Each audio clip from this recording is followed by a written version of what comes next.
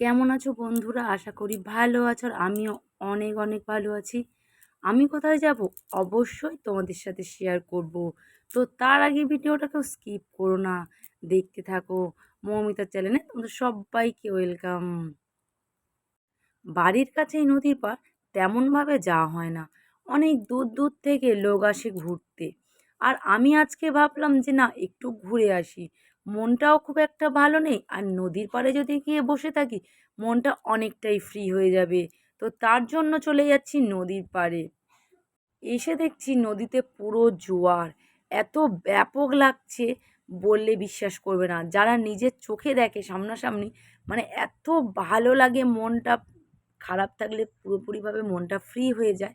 আর আমারও খুব ভালো লাগে, মাঝে মাঝে যাই, বাট সেরকমভাবে যাই না। কারণ দেখো, সবাই তো দূর দূরান্ত থেকে আসে, আর মানে বাড়ির কাছে যেতে একটা কেমন লাগে, কারণ সব সময় এখানেই থাকি, এখানটাতেই ঘুরে বেড়াই, আর এইরকমভাবে যেতে যেন একটা কেমন লাগে।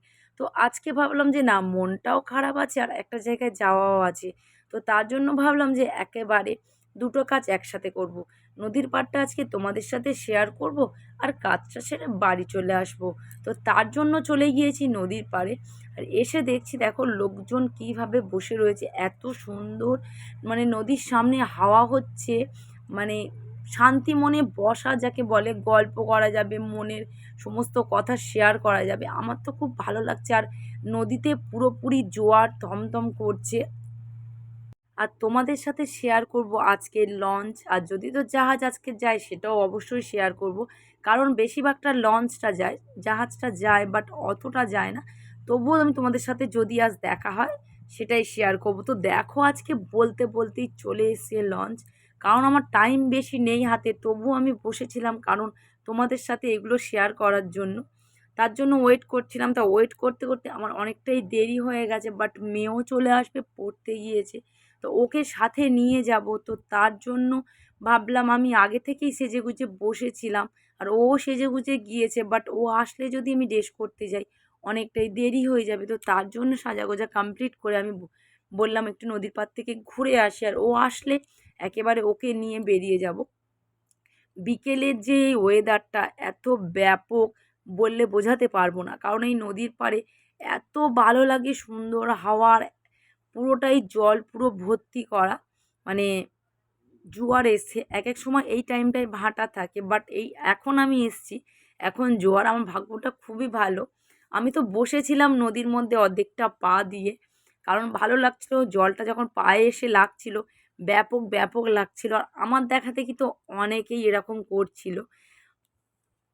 বিকেল টাইমটা যদি কারোর মন খারাপ থাকে, সে যদি নদীর পাড়ে এসে বসে থাকে, সত্যি বলছি মনটা পুরো ফ্রি হয়ে যাবে। বাট কার হবে জানি না, কিন্তু আমার হয়। তাই সেই হিসাবে তোমাদের সাথে শেয়ার করলাম যে এত সুন্দর। মনে কষ্ট দুঃখ থাকলে যদি একবার নদীর পাড়ে এসে বসে থাকো, সত্যি বলছি মনটা ফ্রি হয়ে যাবে। আর নদীর পাড়টা কেমন লেগেছে আর তার সাথে লঞ্চগুলোও কেমন লেগেছে অবশ্যই কমেন্টে জানাতে ভুলো না। আর কেউ যদি আসতে চাও, কিভাবে আসতে হবে সেই ঠিকানাটাও আমি বলে দেব।